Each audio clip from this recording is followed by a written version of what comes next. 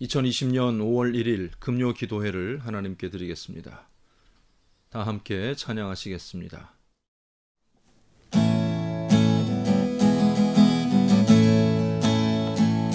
나의 힘이 되신 여호와여, 내가 주님을 사랑합니다. 주는 나의 반석이시며 나의 요새시라.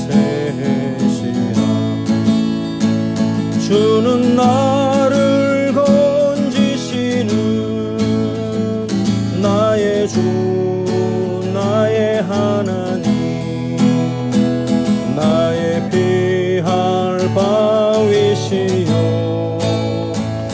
나의 방패시라. 나의 하나님, 나의 하나님,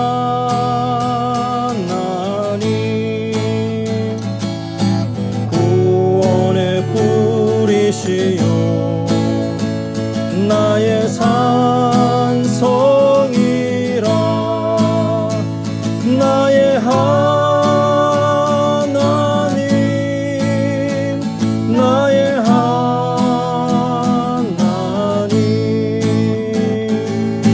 그는 나의 여호와, 나의 구세주, 나의 생명이신 여호와여,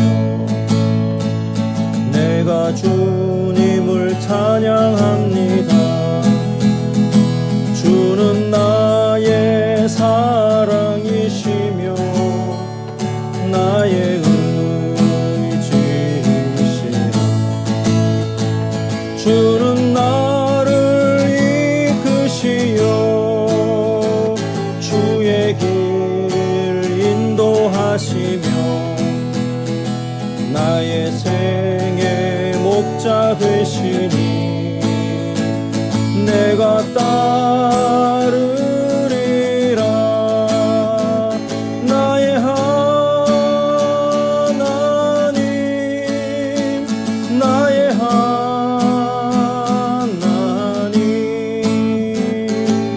생명의 면류관으로 내게 씌우소서. 나의 하나님,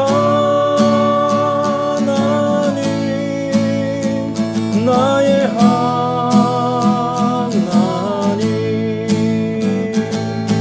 그는 나의 여호와,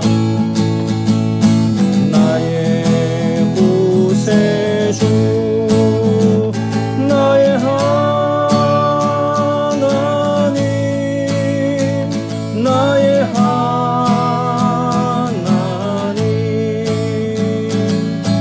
그는 나의 여호와, 나의 구세주.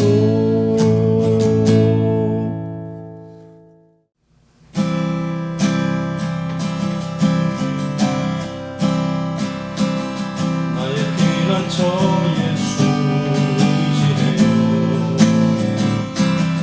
나의 피난처 예수 의지해요. 나의 가는 길에 거센 바람 몰아쳐와도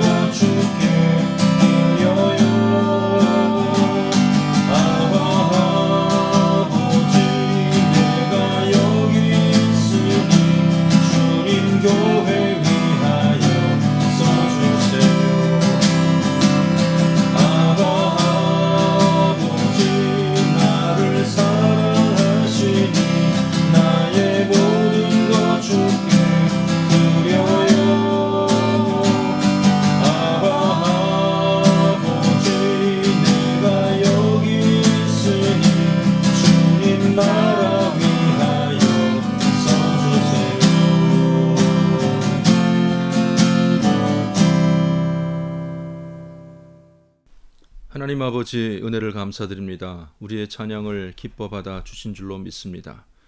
또한 주의 말씀을 듣는 가운데에도 저희 마음을 만져주시고 우리와 함께하여 주시며 우리의 모든 것을 받아 주시옵소서. 함께하여 주시길 원하오며 예수님의 이름으로 기도드립니다. 아멘. 오늘 보실 말씀은 로마서 8장 31절부터 39절까지 말씀입니다. 로마서 8장 31절부터 마지막 절까지 말씀입니다. 그런즉 이 일에 대하여 우리가 무슨 말하리요? 만일 하나님이 우리를 위하시면 누가 우리를 대적하리요? 자기 아들을 아끼지 아니하시고 우리 모든 사람을 위하여 내주신 이가 어찌 그 아들과 함께 모든 것을 우리에게 주시지 아니하겠느냐? 누가 능히 하나님께서 택하신 자들을 고발하리요? 의롭다 하신 이는 하나님이시니 누가 정죄하리요? 죽으실 뿐 아니라 다시 살아나신 이는 그리스도 예수시니 그는 하나님 우편에 계신 자요 우리를 위하여 간구하시는 자시니라. 누가 우리를 그리스도의 사랑에서 끊으리요? 환난이나 곤고나 박해나 기근이나 적신이나 위험이나 칼이랴. 기록된 바 우리가 종일 주를 위하여 죽임을 당하게 되며 도살당할 양같이 여김을 받았나이다 함과 같으니라. 그러나 이 모든 일에 우리를 사랑하시는 이로 말미암아 우리가 넉넉히 이기느니라. 내가 확신하노니 사망이나 생명이나 천사들이나 권세자들이나 현재일이나 장래일이나 능력이나 높음이나 깊음이나 다른 어떤 피조물이라도 우리를 우리 주 그리스도 예수 안에 있는 하나님의 사랑에서 끊을 수 없으리라. 아멘. 우리 각자의 인생에서 벌어지는 모든 일에 대한 답을 알 수는 없겠지만 우리가 분명히 아는 것이 하나 있습니다. 하나님을 사랑하는 자, 곧 그의 뜻대로 부르심을 입은 자들에게는 모든 것이 합력하여 선이 된다는 것입니다. 하나님은 우리를 미리 정하셨고 불러주셨고 의롭다 칭하여 주셨고 영화롭게 해 주실 것을 우리는 알고 있습니다. 이것에 대해 바울이 확신하고 오늘 하나님의 자녀된 우리가 확신하고 살아가는 부분입니다. 오늘 읽은 부분은 사도 바울이 다시 한번 믿는 자들뿐만 아니라 모든 이들에게 질문 형식을 통하여서 성도들이 입은 은혜를 확인하고 있습니다. 그 질문은 5가지가 있습니다. 첫 번째는 31절 말씀, 만일 하나님이 우리를 위하시면 누가 우리를 대적할 것인가 하는 질문입니다. 바울이 단순히 누가 우리를 대적하리요? 라고 물었다면 즉시 수많은 대답들이 일제히 쏟아져 나왔을 것입니다. 사실 우리 앞에는 무시무시한 적들이 줄지어 서 있기 때문입니다. 우선 35절에 등장하는 적들은 만만한 것입니까? 환난이나 곤고나 박해, 기근, 적신, 위험, 칼은 우리를 분명 두렵게 하는 것들입니다. 내 마음에 도사리고 앉아서 나를 수시로 무너뜨리려는 죄악된 습관들은 더 두려운 대상이기도 합니다. 원수 마귀는 여전히 원수로서 비록 패하기는 하였지만 아직 완전히 멸망당하지는 않았습니다. 우리를 괴롭히고 죄로 몰아가고 있습니다. 여러 가지 재난과 경제적인 어려움과 건강의 문제, 죽음의 문제는 우리를 대적하는 적들임에 틀림이 없습니다. 그럼에도 불구하고 누가 우리를 대적할 수 있겠냐고 자신 있게 말했던 것은 앞부분 만일로 시작되는 부분 때문입니다. 만일 하나님이 우리를 위하시는데 누가 우리를 대적하리요? 하나님은 권능의 하나님이십니다. 하나님은 온 세상의 심판주요, 온 나라와 백성을 멸하실 수 있는 하나님이십니다. 그 하나님이 우리를 위하시는 상황입니다. 하나님은 우리를 위해 싸워주시는 정도의 분이 아니십니다. 모든 권세들을 굴복하게 하시는 하나님이십니다. 지옥의 모든 권세들이 우리를 대적한다 할지라도 그들은 결코 이기지 못할 것입니다. 하나님이 우리 편이시기 때문입니다. 두 번째 질문은 자기 아들을 아끼지 아니하시고 우리 모든 사람을 위하여 내주신 이가 어찌 그 아들과 함께 모든 것을 우리에게 주시지 아니하겠느냐라는 32절의 말씀입니다. 첫 번째 질문과 마찬가지로 하나님이 모든 것을 우리에게 은사로 주실 것인가 라고만 질문하였다면 선뜻 대답하지 못할지도 모르겠습니다. 우리에게는 참으로 많은 필요가 있고 그 중에 어떤 것은 영 이루어지지 않을지도 모르기 때문입니다. 그럼에도 불구하고 하나님이 모든 것을 우리에게 주시지 않겠느냐라고 말할 수 있는 것은 이미 주신 것이 얼마나 값지고 귀한 것인지를 우리가 알기 때문입니다. 하나님은 자기 아들이라는 최고의 선물을 주셨는데 어떻게 다른 모든 선물을 주시지 않겠느냐고 우리는 믿을 수가 있는 것입니다. 그분은 자신의 아들을 주심으로 이미 우리에게 모든 것을 주셨습니다. 그리고 그 일은 앞으로 우리에게 주실 것에 대한 보증이 됩니다. 세 번째 질문은 누가 능히 하나님의 택하신 자들을 고발하리요? 의롭다 하신 이는 하나님이시니라는 33절의 말씀입니다. 상상 속의 법정에 우리가 서 있다고 생각해 보십시오. 단순히 우리에 대해서 소송을 걸어보시오. 죄목을 열거해 보시오라고 우리가 스스로 말할 수가 있겠습니까? 결코 그럴 수 없을 것입니다. 우선 우리의 양심이 나 자신을 고발할 것입니다.